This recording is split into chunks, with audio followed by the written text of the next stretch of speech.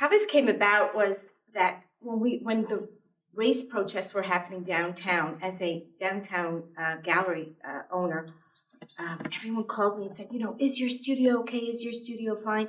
And I was lucky that out of, I think all of the studios, there was like 6 that were not touched, and mine was.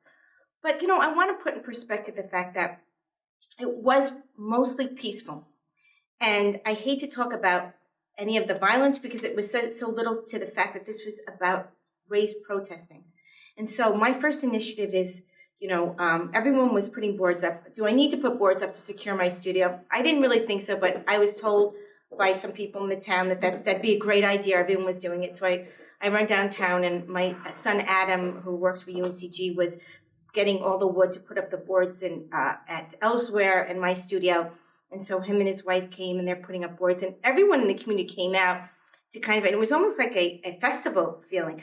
Are you okay putting the boards up? I thought that was kind of cool, but I was more about what can we do to promote the communication? What can we do to talk about why there's institutional racism? What's happening with the women and the children and the youth in our community? And so I put all my art supplies out, and for 4 days with my husband, we sent out emails for people to come and paint and draw. So all minds are alike because everyone else was thinking the same thing.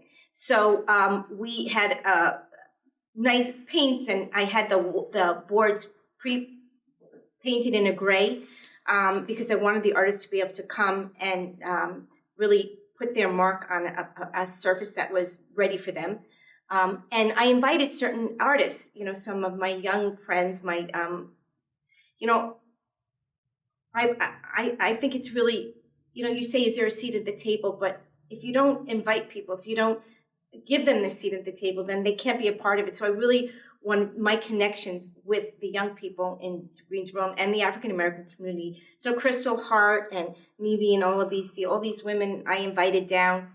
The interfaith group in Greensboro that we all traveled together in Israel. I invited all of them, my Jewish friends. But what happened was kind of remarkable. There was this young couple walking by with a little girl, and it just hit me.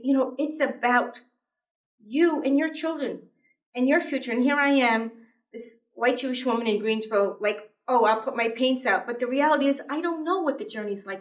I don't know what it's like for a mother who's thinking about the future and her young children or her teenage children, what she might be going through. So as this child walked by, I asked the father, I said, can I paint her? And he said, sure. So I took a couple photographs, and I went on to do this portrait of her.